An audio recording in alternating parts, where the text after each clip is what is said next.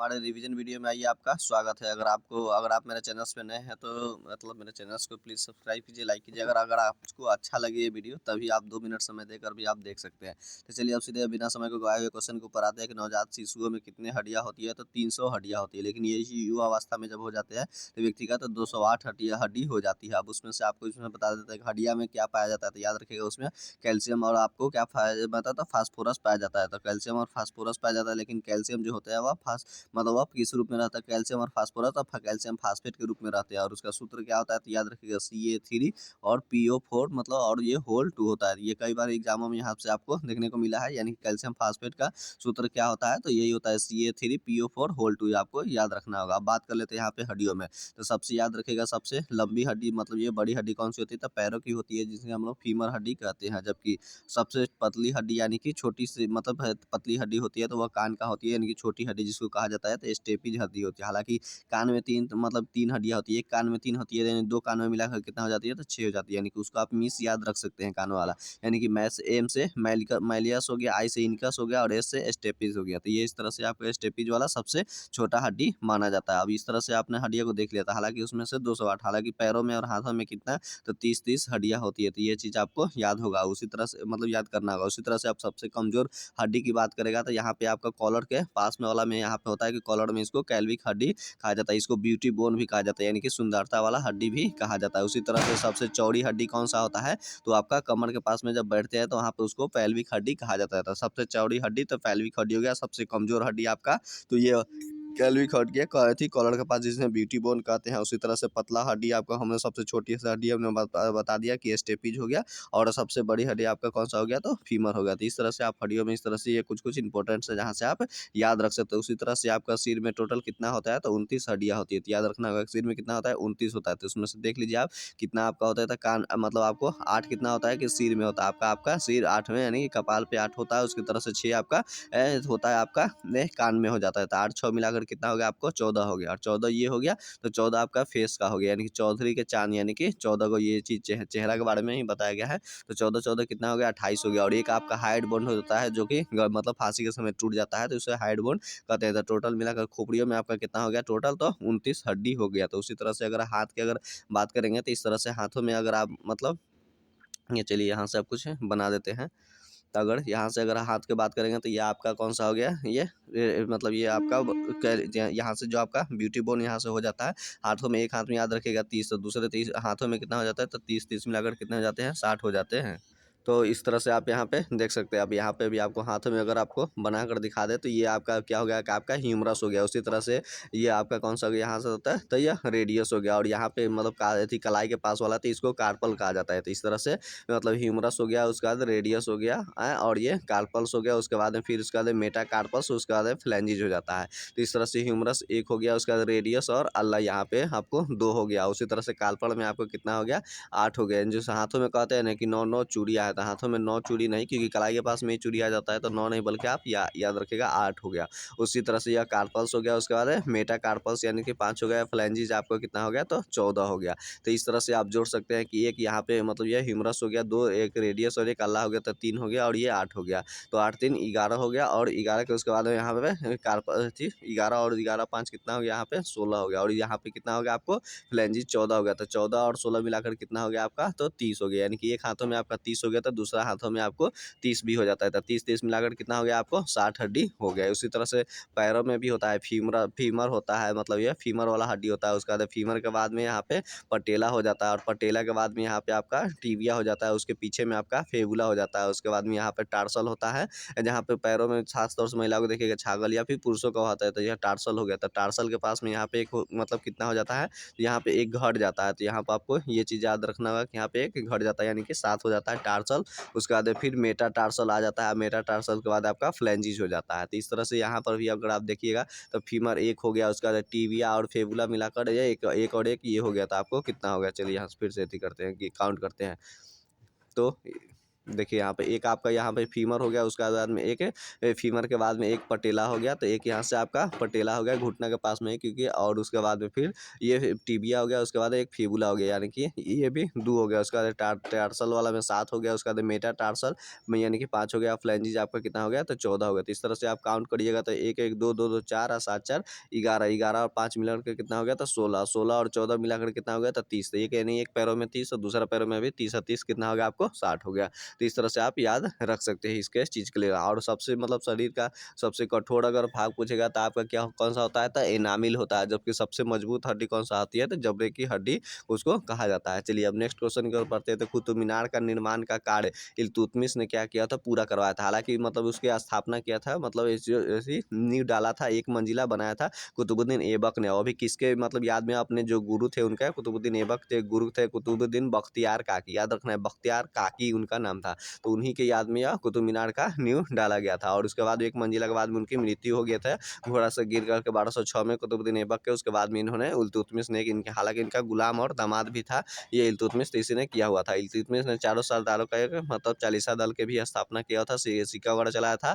और पहला सुल्तान शासक था जिसने, मतलब पहला यह सल्तनत काल का शासक था जिसने सुल्तान का उपाधि इसने धारण किया हुआ था। और इल्तुतमिश को याद रखिएगा, गुलामों का गुलाम भी कहा जाता है, क्योंकि गुलाम और कहीं ना कहीं इसके जो ससुर जो थे वह मतलब जो कुतुबुद्दीन ऐबक थे, यानी कि और 1206 ईस्वी में गुलाम वंश की स्थापना किए थे, तो उनके वह भी एक गुलाम थे। तो उसके बाद में ये गुलाम के फिर ये गुलाम हुए, इसलिए इन्हें गुलामों का गुलाम भी कहा जाता है इल्तुतमिश को। ये चीज़ आपको याद रखना होगा। इल्तुतमिश का ही बेटी जो थी वह रजिया सुल्तान थी। रजिया सुल्तान थी जिन्होंने 1236 ईस्वी से लेकर 1240 ईस्वी तक गद्दी पर बैठे। 1240 में उसकी मृत्यु कैथल के पास में हो जाती है। हालांकि याद रखना एक चीज़ आपको कि अल्तुनिया के साथ में उसका शादी हुआ था इल्तुतमिश। और रजिया सुल्तान पहली भारतीय महिला शासिका थी जिन्होंने मतलब चैगा पुगा पुरुषों की तरह पहन करके राज दरबार में जाया करती थी। ये चीज़ आपको याद रखना होगा। और इसी तरह से मतलब अगर गुलामों में देखा जाए तो एक तरह से और भी जो कुतुबुद्दीन, हालांकि ये जो कुतुबुद्दीन जो कुतुब मीनार जो डाला गया था, तो एक मंजिला उसने डाला था कुतुबुद्दीन ऐबक ने। उसके बाद में ये 3 मंजिला इसने इल्तुतमिश ने बना दिया था। तो टोटल कितना हो गया, 4 मंजिला। 4 मंजिला के बाद एक मंजिला क्या होता है, बिजली गिरने के पश्चात में टूट गया था, टूट करके कितना हो गया, 3 हो गया। उसके बाद फिरोज शाह तुगलक ने उसके 2 मंजिला और बना दिया था। तो टोटल मिलकर कितना हो गया था, 5 मंजिला यह जो कुतुब मीनार था वह बन करके तैयार होती है। ये चीज़ से आपको याद रखना होगा कि इसमें 3 व्यक्तियों का योगदान है। पहला योगदान कुतुबुद्दीन ऐबक का है जिन्होंने मतलब तल्ला उसको बनाया था, इल्तुतमिश ने उसको 3 बनाया था। तो तीसरा से कितना हुआ, 4 हो गया, बिजली से गिर करके टूट गया। तो उसके बाद में 2 मंजिला फिरोज शाह तुगलक ने बना दिया, तो टोटल कितना हो गया था, 5 हो गया। तो ये चीज़ आपको यहाँ से क्वेश्चन को याद रखना होगा। और गुलाम वंश के शासक में अगर देखा जाए तो इल्तुतमिश और एक महान शासक हुआ है, तो वह जो कि बलबन था, जिन्होंने बलबन जो था, जिसने बलबन जो कि क्या हुआ था, लौ रक्त की नीति को अपनाया था। साथ ही नौरोज त्यौहार वगैरह भी शुरू किया हुआ था और खुद को मतलब यह भगवान के थी दूत के रूप में मानता था। और खास तौर से इसने नौरोज त्यौहार, लौ रक्त की नीति, सिजदा और पैबोस प्रथा का भी शुरुआत किया हुआ था। चालीसा दल को ईमानी एकता प्रणाली को भी इसने समाप्त किया था। जिसने इल्तुतमिश ने शुरू किया था उसको समाप्त इसी बलबन ने ही कर दिया था। चलिए इससे क्वेश्चन से जुड़ा हुआ जो भी था हमने आपको बताया। चलिए नेक्स्ट क्वेश्चन में बढ़ते हैं। खेरा जो आंदोलन हुआ था सत्याग्रह 1918 ईस्वी में हुआ था, और ये खेला कहाँ पड़ता है, तो आपको याद रखना होगा गुजरात में। क्योंकि जब गांधी जी 1917 में, याद रखना होगा आपको, गांधी जी जब थे 1917 में चंपारण सत्याग्रह किसानों का किए थे, 3 कठिया प्रणाली यानी कि 20 कट्ठा में 3 कट्ठा वाला। उसके जस्ट 1 साल के बाद ये खेरा आंदोलन हुआ था। मतलब हालांकि उससे खेरा आंदोलन से जस्ट पहले पहले अहमदाबाद मिल मजदूर आंदोलन हुआ था। अब मिल मजदूर आंदोलन वो भी 1918 में ही हुआ था। उसके बाद साथ यह खेरा आंदोलन हुआ था, यानी किसानों से क्या था, उसमें से कर वगैरह भी वसूला जाता था उसमें से। तो यही चीज़ का था यह खेरा आंदोलन। हालांकि गांधी जी का ये भी सफल आंदोलन ही हो गया था। और अहमदाबाद मिल मजदूर में गांधी जी पहली बार भूख हड़ताल किए हुए थे। याद रखना होगा कि आपको 2 दिनों तक उन्होंने भूख हड़ताल किया हुआ था। चलिए नेक्स्ट, एक यह खेरा के आंदोलन का पीछे का और भी एक कारण था कि एक तो पहले मतलब टैक्स वगैरह भी बढ़ा दिया गया। उसके बाद साथ में क्या हुआ था कि यहाँ पर मतलब क्या हुआ था कि वो जो कि मतलब जो टैक्स तो बढ़ा ही दिया गया था, साथ ही साथ सूखा अकाल पड़ गया था, जिसके कारण और भी अनाज का कम उत्पादन हुआ था। तो किसान क्या होता है कि अपने भोजन के लिए भी रखते मतलब, या फिर उसको टैक्स देते तो भूखे मर जाते। इसीलिए खेरा आंदोलन मतलब यहाँ पे शुरू हुआ था गांधी जी का। हालांकि यह सफल आंदोलन हो गया था। उसके बाद जानिए रहे 1919 में रॉयल एक्ट आ गया था। रॉयल एक्ट आने के बाद साथ में मतलब आप खिलाफत आंदोलन भी शुरू हुआ। खिलाफत आंदोलन, जलियांवाला बाग हत्याकांड 13 अप्रैल 1919 को भी ये वाला हो गया था। तो ये सब है मतलब क्वेश्चन, चलिए कहीं ना कहीं रिकॉल होगा। नेक्स्ट क्वेश्चन की ओर हम लोग बढ़ते हैं आगे की ओर। तो अगला क्वेश्चन करता है कि बारदोली जो हुआ था, मतलब ये बारदोली सत्याग्रह 1928 ईस्वी में यह हुआ था, जिसका नेतृत्व सरदार वल्लभ भाई पटेल ने किए थे। और इसी समय से बारदोली सत्याग्रह क्या हुआ था, सफल हो गया। सफल होने के पश्चात सरदार का उपाधि, याद रखना, सरदार का उपाधि गांधी जी ही दिए थे वल्लभ भाई पटेल को, क्योंकि किनके थीम को लेकर, महिलाओं के आग्रह के आधार पर उन्होंने दिया था। और 1928 से ईस्वी से और कुछ आपको याद आ रहा होगा कि साइमन कमीशन भी 27 में जो बना था, लेकिन भारतीय 1928 ईस्वी में ही आया हुआ था। उसके पश्चात में HSRA की भी स्थापना 1928 में ही हुआ था, यानी कि हिंदुस्तान सोशलिस्ट रिपब्लिक एसोसिएशन, जिसके साथी के मुख्य रूप में, अध्यक्ष के रूप में अगर वो बने थे तो वह याद रखना भगत सिंह ही बने हुए थे। हालांकि यह HSRA है, लेकिन 1924 ईस्वी में, याद रखना 1924 ईस्वी में HRA की स्थापना सिर्फ हुआ था, यानी कि हिंदुस्तान रिपब्लिक एसोसिएशन। इसके बीच में जो सोशलिस्ट जो शब्द जोड़ा गया था वह भगत सिंह के द्वारा ही जोड़ करके 1928 ईस्वी में यह पूरा कर लिया गया था। ये चीज़ आपको याद रखना है। उसी का साथ नेहरू रिपोर्ट वगैरह भी 1928 में ही हुआ था। तो चलिए हम लोग नेक्स्ट क्वेश्चन की ओर आगे बढ़ते हैं। तो हालांकि सरदार वल्लभ भाई पटेल से आपको याद रखा कि विश्व का सबसे ऊंचा मतलब अभी मूर्ति स्टैचू वगैरह यह सरदार वल्लभ भाई पटेल का ही बन गया, स्टैचू ऑफ यूनिटी, जो कि गुजरात में ही आपको नर्मदा नदी के तट पर यह बनाया गया है। चलिए, भारतीय औद्योगिक विकास बैंक यानी कि IDBI की स्थापना कब हुआ था? 1 जुलाई 1964 को हुआ था। और 1 जुलाई को GST दिवस भी मनाया जाता है, साथ ही साथ डॉक्टर दिवस के रूप में भी यह 1 जुलाई को ही मनाया जाता है। ये चीज़ आपको याद रखना है। अकाउंटेंट्स दिवस भी 1 जुलाई को ही होता है।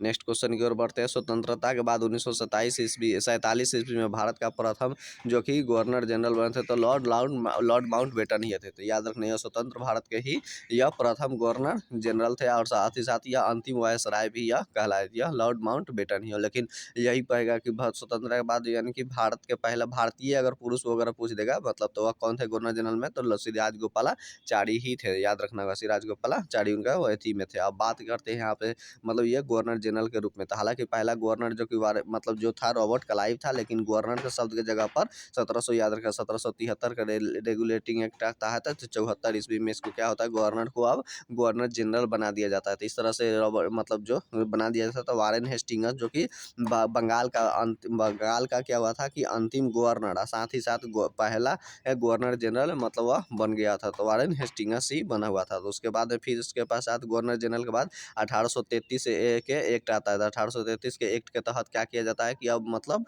बंगाल का गवर्नर को बंगाल ही नहीं बल्कि अब पूरे भारत का गवर्नर जनरल नियुक्त कर दिया जाता है। इस तरह से लॉर्ड विलियम मतलब यह जो था यह यहाँ से,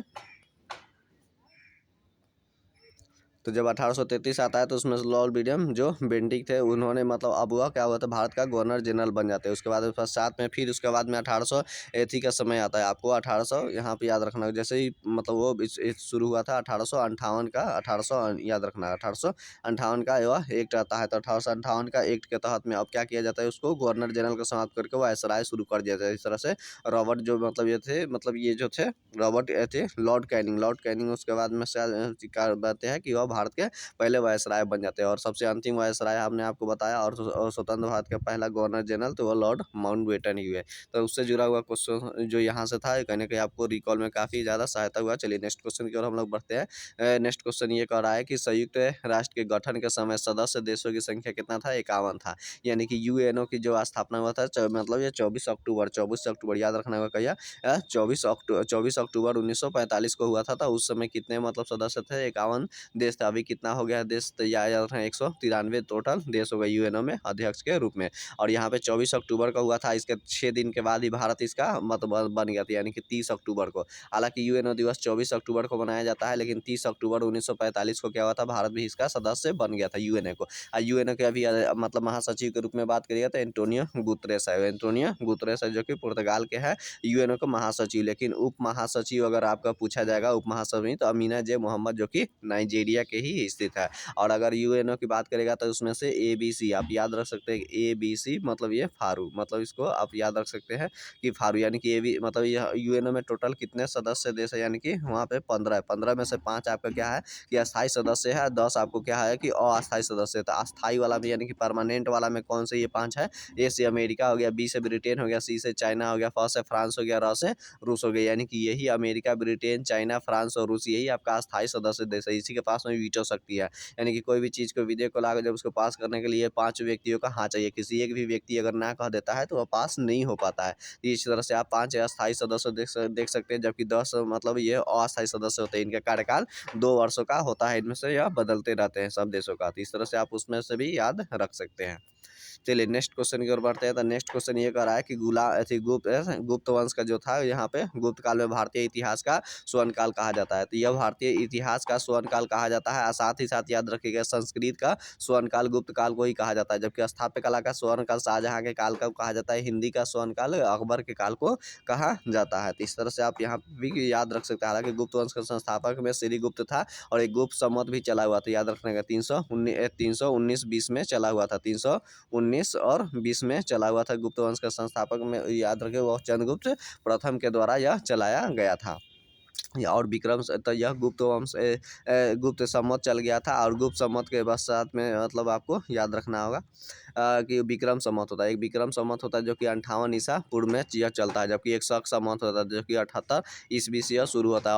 और शक संवत ही भारत सरकार द्वारा 22 मार्च 1957 को यह अपना लिया गया। तब से यह शक संवत है। शक संवत के तहत पहला महीना चैत होता है और अंतिम महीना आपको फागुन होता है। उसके अलावा हर्ष संवत भी होता है। हर्षवर्धन का समय जब गद्दी पे बैठा था तो उसी समय चलाया होता है, यानी कि 606 ईस्वी में जो चला हुआ था तो वह हर्ष संवत था। यानी ये आपको याद रखना। हर्ष संवत के अलावा एक हिजरी संवत भी चला हुआ था 1500, याद रख अकबर के समय में 1500 यह 83 ईस्वी में यह हर्ष मतलब यह थी हर्ष यह था इलाही संवत 1583 ईस्वी में, जबकि हिजरी संवत जो था वह 622 ईस्वी में मोहम्मद साहब के जो मक्का से मदीना गए थे तो उस समय यह हिजरी संवत था। तो इस तरह से आप याद सकते हैं हर्ष संवत 606 हो गया, हिजरी संवत 622 हो गया और इलाही संवत 1583 ईस्वी में। यानी कहीं ना कहीं यहाँ कई सारे कैलेंडर समय समय के अनुसार वह शासक द्वारा बनाया गया था। तो यहाँ से आपको रिकॉल हमने आपको करा दिया। चलिए नेक्स्ट क्वेश्चन की ओर बढ़ते हैं हम लोग। हालांकि गुप्त वंश का जो महानतम शासक के रूप में आता है तो वह चंद्रगुप्त द्वितीय को आता है। चंद्रगुप्त द्वितीय को सबसे बड़ा विक्रमादित्य कहा जाता है। इसके समय में चीनी यात्री जो था